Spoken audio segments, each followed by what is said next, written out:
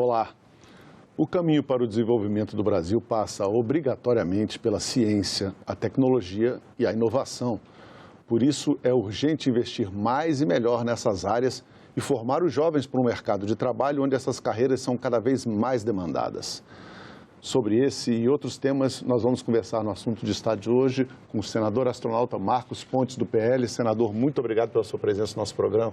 Silvio, obrigado por nos receber. Muita coisa interessante sobre esses temas. O Estado de São Paulo, ele tem aí uma obrigação com o país em se desenvolver nesses diversos setores.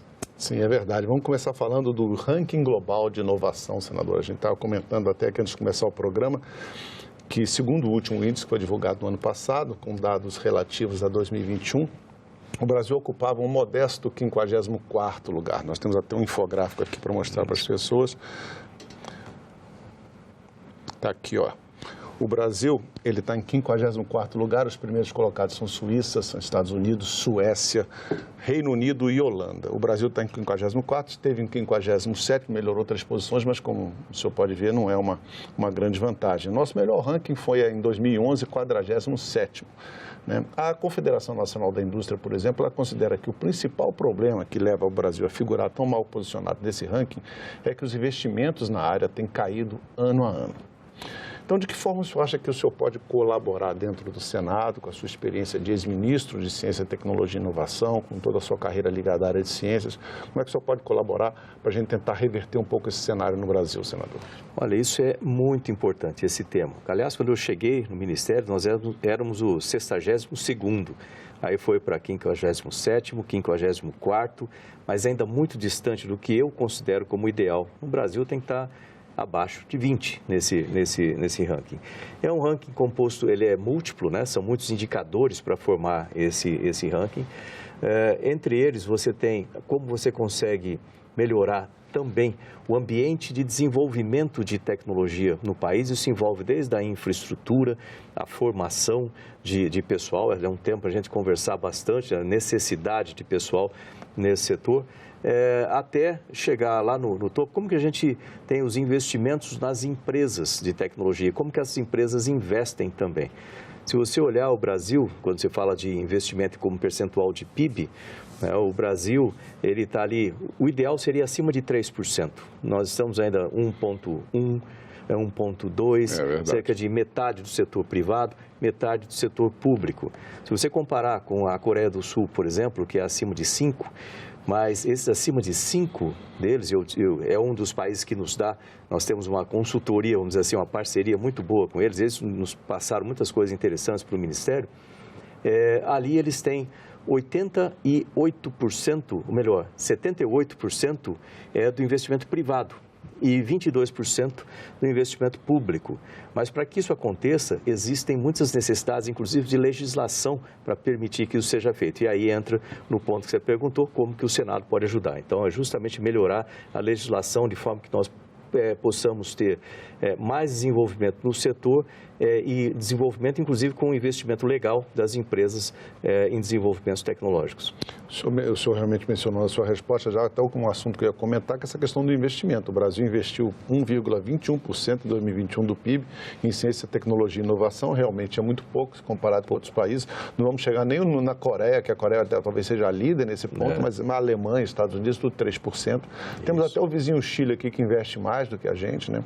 O Chile, inclusive, nesse próprio ranking que a gente mencionou anteriormente, também está melhor posicionado que o Brasil, está em 50º, na posição número 50, né?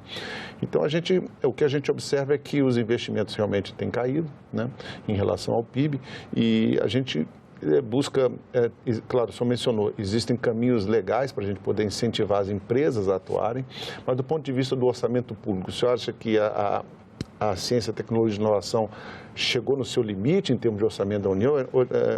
9,4 bilhões é a expectativa do governo Lula para gastar esse ano, recuperando um dinheiro que eles disseram que conseguiram trazer de volta para o orçamento do Fundo Nacional de Desenvolvimento Científico e Tecnológico. Isso. Então, esses são suficientes?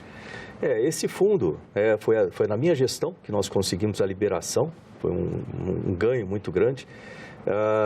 Há que se considerar o seguinte, quando você fala de orçamento de recursos para o setor de ciência e tecnologia, primeiro que eles são essenciais. Não se pode pensar em ciência e tecnologia como alguma coisa que vai vir daqui a 20 anos ou 30 anos. Não, é agora.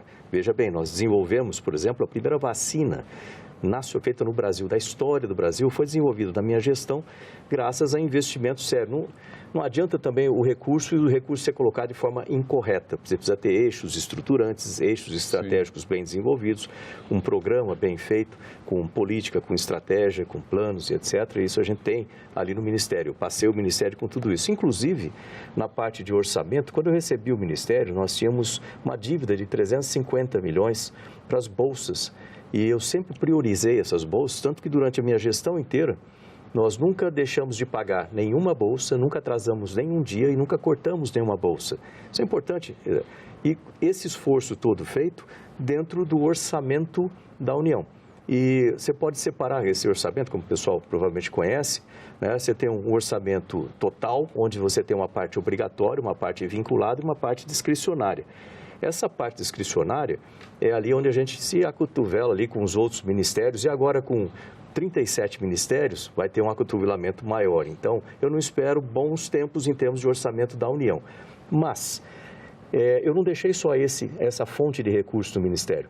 Né, que essa a gente disputou ali, ficou em 2,7, 2,6, né? No finalzinho, em 2022, foi para 6,2, mas ainda não é suficiente quando você considera o custeio de todo o que envolve o Ministério.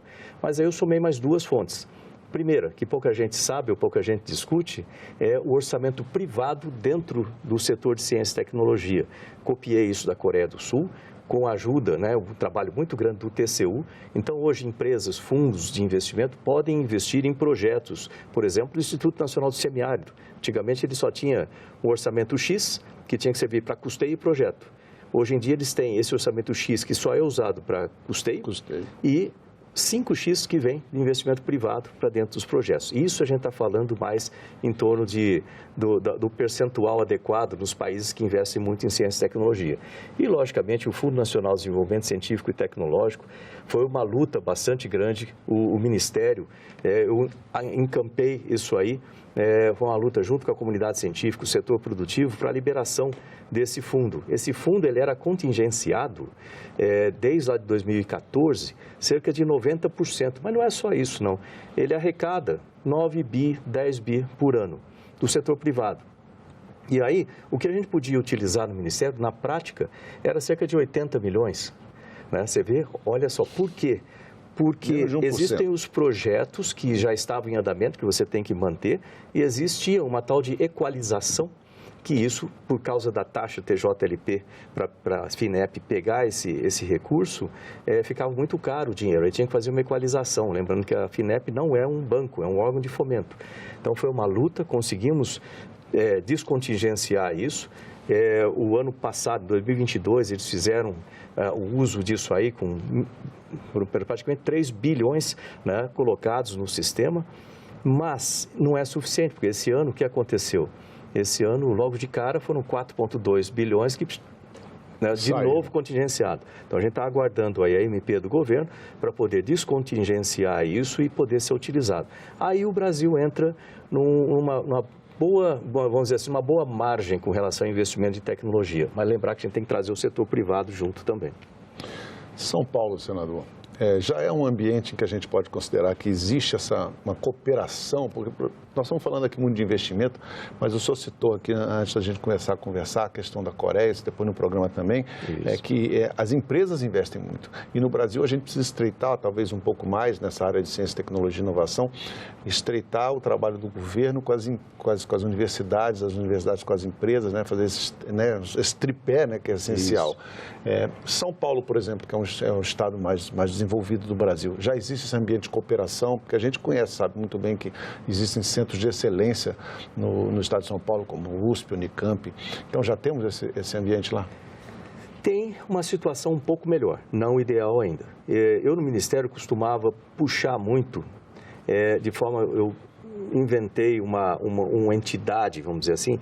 A gente tem uma pesquisa muito boa, pesquisa básica, feita basicamente das universidades e os centros de pesquisa, mas uma pesquisa muito boa. Conhecimento. O problema é transformar esse conhecimento em produto, nota fiscal, empregos, etc. Então, tem um gap aqui no meio.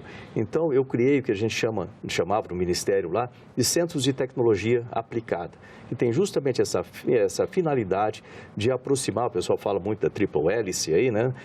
De aproximar, né, a academia com o setor público com o setor privado. Né? E se pode até anexar outras coisas ali também. Parece simples falando, mas não é. Existe até uma questão cultural. Né? A academia não quer... muito resistente, universidade, né? Pública, eu vou trabalhar aqui para uma empresa, coisa que não acontece. Nos Estados Unidos, eles trabalham direto junto com as empresas. O setor público fica naquela situação tentando trazer, mas também, às vezes, com certas restrições para colocar recursos dentro de um setor ou de outro. Como que a gente chega com recursos para ajudar as empresas, por exemplo? Como que as empresas colocam recursos na universidade?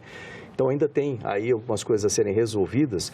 E como que eu trabalhei isso no Ministério? Aí vem a chave para resolver uma parte desse problema. Utilizando organizações sociais.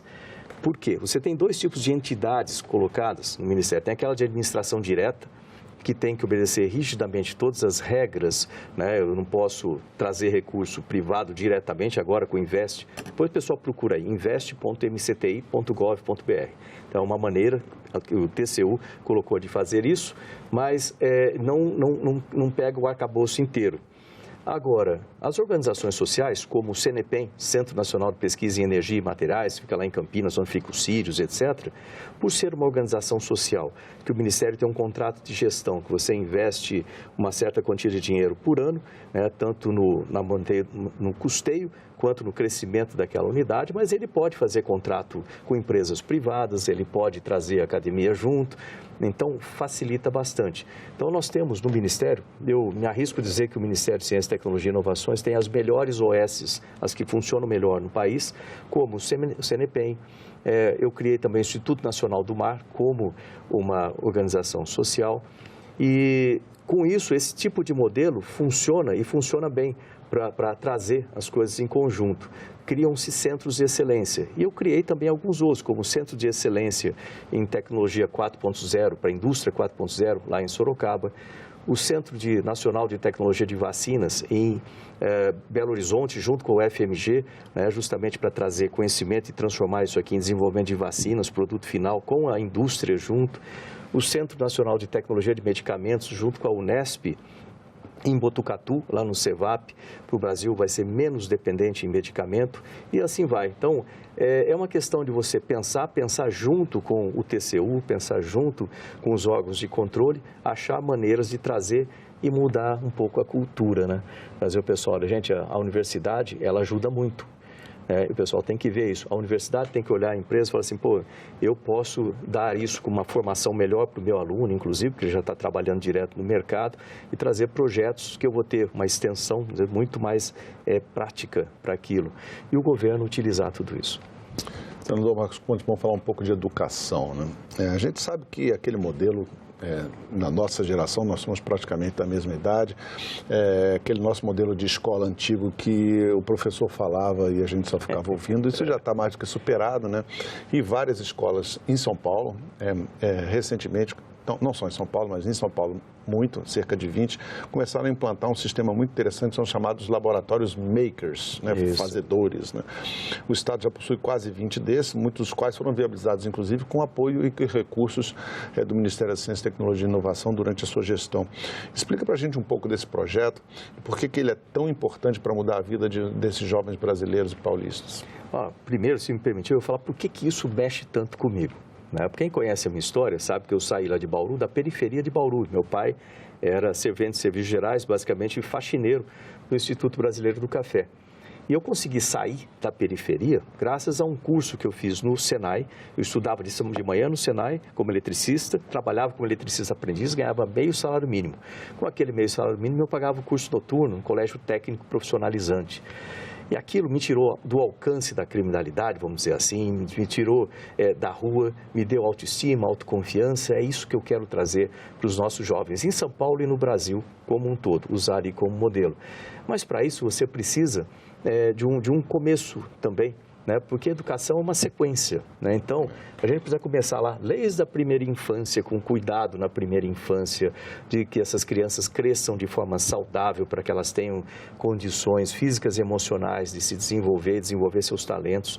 Depois, quando a gente vem do ensino fundamental, para ter a parte do integral, ensino integral ali, com um conteúdo adequado, empreendedorismo, em gosto pela ciência, dá para se utilizar muito a tecnologia para ajudar nesse sentido, e outras coisas, né? E depois, quando a gente chega no ensino médio, né, que a gente precisa ter, inclusive vou tentar fazer parte da subcomissão do ensino médio, a gente precisa trazer para esses jovens a possibilidade que eles escolham suas profissões, desenvolvam o empreendedorismo, desenvolvam suas carreiras, né, e comecem a olhar dali já qual é o meu futuro. Isso envolve competências intrapessoais, interpessoais, competências gerenciais e muitas outras ali, que pode ser dado para esses jovens. Todo jovem tem talento, isso é importantíssimo, todo jovem tem talento.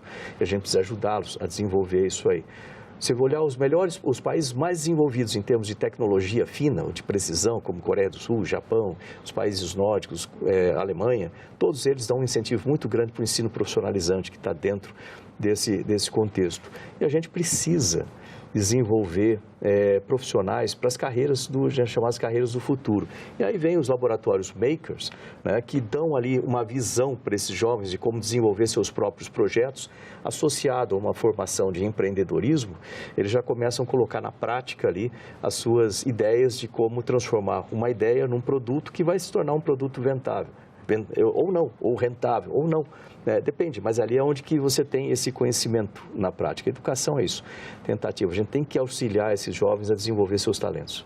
Senador Marcos Pontes, o senhor mencionou agora a questão de profissões do futuro. A gente tem até uma informação aqui interessante. O LinkedIn, que é aquela rede social das profissões, a mais importante do mundo, mostra que das 25 profissões que estão em alta nesse ano, pelo menos 10 estão ligados à área de TI, tecnologia da informação. E tem um outro levantamento da Associação Brasileira das Empresas do setor, mostrando que tem uma demanda, entre 2021 e 2025, uma demanda de quase 800 mil vagas de pessoas formadas com esse perfil tecnológico. Mas a gente sabe que o Brasil está muito aquém disso, forma 53 mil pessoas só por ano. Como é que a gente faz para superar essa barreira difícil? Você vê que começa daquela forma que eu falei, na parte básica, né, para trazer esses jovens já para mostrar que a vida que eles vão viver vai ser, já é hoje em dia, na tecnologia, vai ser cada vez mais. Quando a gente fala de novas tecnologias como inteligência artificial, programação em nuvem, blockchain, vai começar agora computação quântica e muitas outras coisas. No Ministério, eu criei uma área de prioridade que eu chamava de tecnologias habilitadoras, que envolve tudo isso, além de outras áreas, como biotecnologia, materiais avançados e uma série de outras. Uma coisa importante, fotônica, acústica, tudo isso o pessoal não dá muita bola, mas isso é muito importante para o desenvolvimento de novos produtos, novas tecnologias. E aí vem a formação das pessoas, né? Agora, por exemplo, tem 300 mil vagas abertas de emprego no setor de tecnologia de informação e comunicação, como você citou aí, tem um crescimento de 159 mil por ano. E a formação é baixa. No Ministério eu criei um programa chamado, depois o pessoal procura aí também, que é interessante, de repente está procurando emprego, está procurando achar um lugar para, ou novo, pode ser novo, você pode ser novo ou você pode ter a minha idade, 60 anos, não importa, você quer ter uma profissão nova, procure um programa chamado Brasil Futuro. Brasil Futuro a gente fez em parceria, né, com entidades, com empresas também, e como é que funciona isso aí? São 70 mil vagas de cursos gratuitos para todo o Brasil, né? Porque 300 mil vagas de emprego.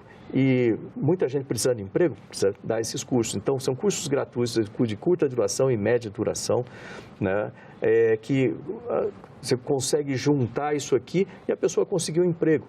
E o bom do emprego em tecnologia de informação e comunicação é que, havendo a conectividade adequada, outra briga que eu comprei como ministro de Comunicações para aumentar a conectividade no Brasil, aí com Nordeste conectado, Norte conectado, Centro-Oeste com fibra ótica, mais de 10 mil quilômetros de fibra ótica, o satélite geoestacionário de defesa e comunicações que eu coloquei ele para funcionar, ele estava no espaço 2 anos sem atividade, podendo conectar 50 mil pontos. Havendo conectividade, e havendo conhecimento, a pessoa pode morar no interior, lá, como eu era lá do interior, e trabalhar numa empresa grande, uma Microsoft, seja lá onde for. Remotamente. Remotamente. E isso significa recurso, emprego que a gente precisa dar ao país e a esses jovens. O senhor mencionou satélites, vamos falar do programa espacial, senador. Astronauta, né, senador? Vamos falar sobre isso. Evidentemente, o senhor naturalmente é um defensor do programa espacial brasileiro, com toda a razão, inclusive na minha opinião. E São Paulo, por exemplo, é um estado que teria enormes benefícios, um papel preponderante, até por assim dizer, na implementação com mais ênfase desse programa espacial brasileiro, porque tem o ITA, que é a sua alma mater, que é a universidade onde o senhor se graduou, que é o Instituto Tecnológico de Aeronáutica. Podia explicar para as pessoas quais são os benefícios que, às vezes, a pessoa pensa, programa espacial, mas como é que isso vai mudar a minha vida? Por que isso ajuda o Brasil? Né? Como é que isso vai melhorar a minha chance de ter emprego? Como é que isso vai melhorar a minha produção, por exemplo, na minha roça? Ótimo. Olha, ótima pergunta e é exatamente isso. Muitas vezes o pessoal fala assim, mas eu vou investir em programa espacial, meu problema está aqui, está do meu lado, eu tenho um sítio que eu preciso melhorar. Então, vamos lá. Primeiro, o programa espacial, ele tem o que a gente chama de aplicações do espaço. Então, no momento que você tem um satélite, existem vários tipos de satélites diferentes, e a utilização desse satélite traz uma série de benefícios aqui, né, para o nosso dia a dia. Exemplo, hoje em dia, você conhece alguém que usa aqueles... Lembra que tinha uns cadernões em São Paulo, tinha um cadernão de mapa, você tinha que olhar... Pan-rotas. Exato, onde é que eu estou aqui? Hoje em dia, eu não vejo mais isso, é tudo no celular e você usa GPS, aplicação direta de espaço. E esse GPS pode ser desmembrado para muitas coisas que a gente utiliza, quando a pessoa chama um Uber, quando a pessoa usa uma série de outros serviços, né, do celular, usa GPS para muita coisa. É uma aplicação, né? Isso aí é feito com diversos satélites que dão o posicionamento daquele receptor naquele momento.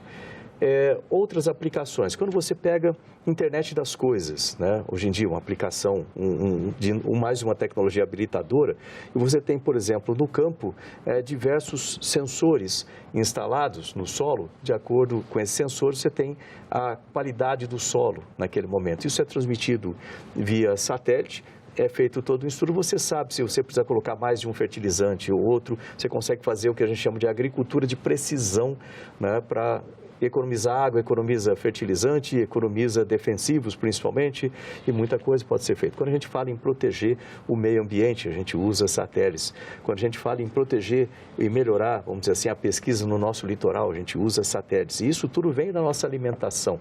Se a gente consegue melhorar isso aí, a gente consegue aumentar a produção no país, aumenta o número de empregos, melhora o nosso dia a dia, cai o preço das coisas. Se você fala de segurança pública, que afeta todos nós, né, também dados via satélite ajudam muito nesse sentido. E uma série, isso aí é aplicação direta do espaço, sem dizer o que a gente chama de spin-offs da aplicação. Né? Coisas que foram desenvolvidas para o espaço que a gente usa no nosso dia a dia. A gente está aqui sendo filmado. Essas câmeras têm lá um dispositivo CCD. Esse dispositivo foi desenvolvido para espaço e hoje é utilizado em câmeras, em muitas coisas. Quando você fala, por exemplo, de sensores, né, para temperatura, aqueles que a gente, ou para batimento cardíaco, tudo isso, muitas coisas do setor médico foram desenvolvidas para o espaço, e muitas outras aplicações no dia a dia. A gente está aqui, às vezes a pessoa não percebe, mas o espaço é muito importante, essas aplicações. E o Programa Espacial Brasileiro deu uma avançada muito grande durante a minha gestão. O pessoal pode até falar, pô, mas você privilegiou o programa? Não, eu dei a prioridade devida, porque o Brasil precisa de um programa espacial muito forte. A gente pode falar de detalhes aí do programa.